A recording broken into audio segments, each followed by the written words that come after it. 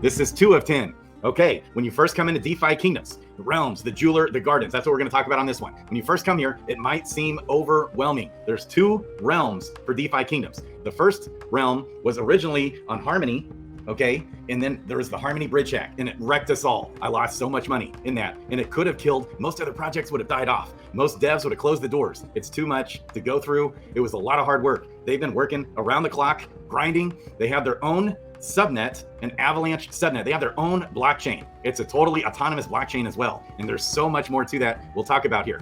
Also, but the Serendale realm that was originally on Harmony, they moved that realm to the Klaytn blockchain. Okay, and if you go to game.defykingdoms.com or in the description below, you can get there. This is beta.defykingdoms.com. I don't even know if there's much of a difference anymore. It used to be you could do more on beta.defykingdoms.com. Not sure now. Okay, game.defykingdoms.com. And if you're not, this will take you right here. Then in the upper right-hand corner, right, it's your MetaMask wallet will prompt you, and you'll just simply be able to add a DFKChain mainnet. Boom, and it'll add it for you. But also, down at the bottom of the description below is the RPCs for both, and it'll do the same for Klaytn. Okay, the Klaytn blockchain right here in the game. You just go to the website within your MetaMask wallet, okay, and connect, and then it'll take you to whichever blockchain, and it'll just add the RPC for you. So they make it easy that way. I love it. And then you might come into this and be mind blown. You might be lost. Where do I go? What to do? What to start? Okay, I'm gonna make that easy for you guys. First, what most people do, okay, is you're gonna wanna buy up some Jewel and maybe go into the gardens. Okay, so you see on the map right here, we've got the gardens, or in the upper right-hand side, the 3 little line square, you click that and you can go to gardens or the jeweler. They're right on top of each other, gardens and jeweler. Okay, so first we can click on the gardens. When you come here to the gardens, okay, you've got the seed box. This is just like any other DEX, okay? Is what this game is also a DEX. It's a DEX first and a game. I don't know. I think it's kind of changing to where it's a game first and a DEX second. I think that's coming. But hey, this is one of the awesome parts about DeFi Kingdoms. Decentralized finance is, most decentralized finance is not sustainable. It doesn't work long term because we create liquidity in a DEX and it's decentralized and it's beautiful. It's like you become the bank. So you're making all the tiny little fees. It's not big fees either. You don't get whacked, but there are fees. You're making money on the fees. Then on top of that, there's what's called yield farming in DeFi. Well, most of it doesn't work. It's not sustainable. Why? Because the token that everyone is earning is inflationary. Okay, technically it should be in most cases. Now there's other things that come to be in some protocols where it's not always inflationary, but pretty much it's always inflationary. And then the next question you have to ask yourself is, what is the utility of the earning token? Why do I need this earning token? Well, there's hardly any solutions for that out there, period.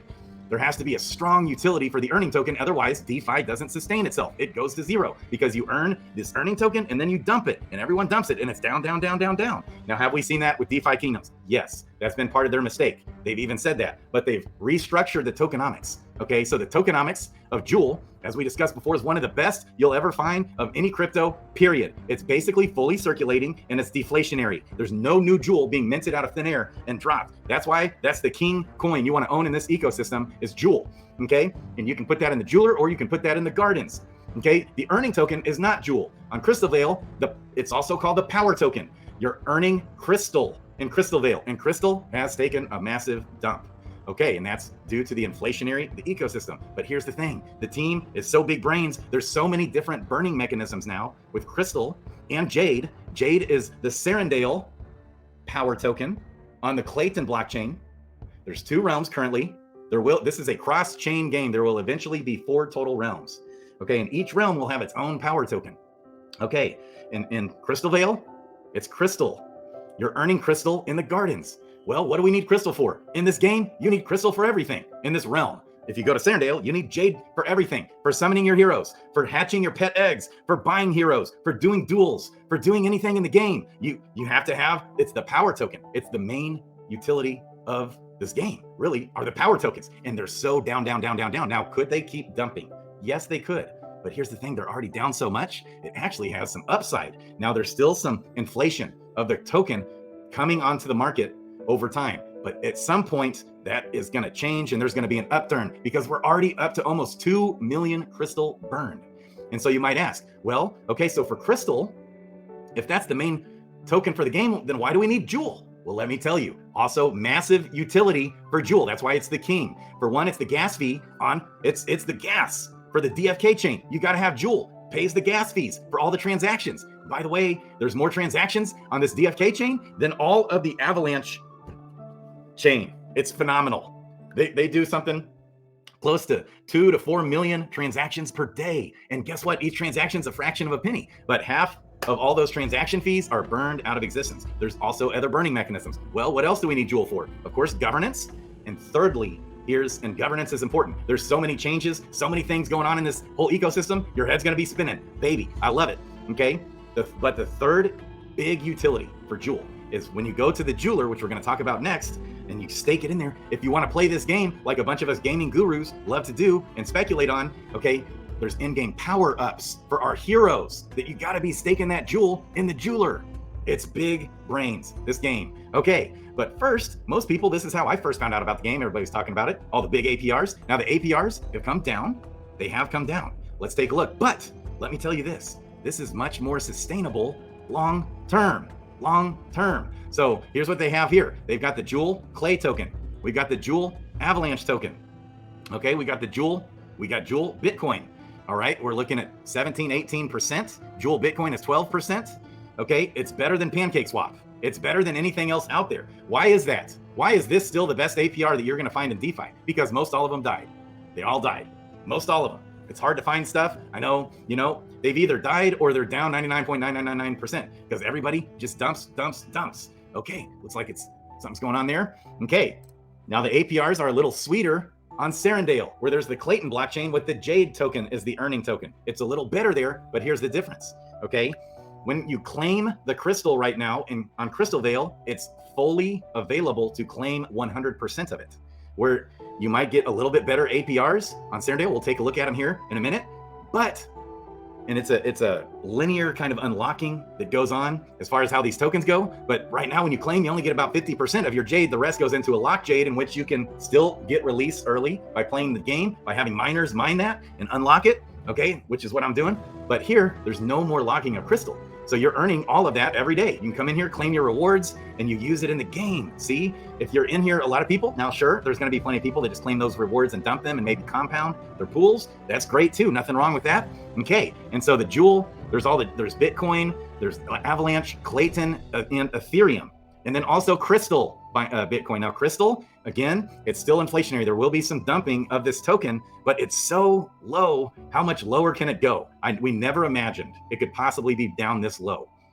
What that means is when everyone's zigging, you zag, could be potential big upside. So I'm not even against some of these other pools here, but just beware, Joule is the better token to own. But of course, because of that, it's the lower APRs. Whereas Crystal, you got more upside. The Crystal Bitcoin, 45%. Crystal ETH, same, about 45%. Crystal KLAY, Crystal AVAX, and then you've got even Crystal USDC, Crystal and Joule USDC, ETH, Ethereum USDC, Bitcoin USDC. Now here's the thing. What's awesome about this game too, that we're going to be talking about in another video, is that you can earn extra APR on this if you have heroes in the game that are gardening, and they're gardening in these pools, and it helps. And then on top of that, you can get pets that will even further boost all these APRs. I love it. It's what I love about the game, baby. So much going on there. So pretty juicy APRs. You create the liquidity, okay, with the Druid right here. That's where you create the liquidity. You add the seeds, and then in the seed box, the seeds and the liquidity, you create the pair of the liquidity for the trades. And the automated market maker, it's an automated market maker. It works its magic.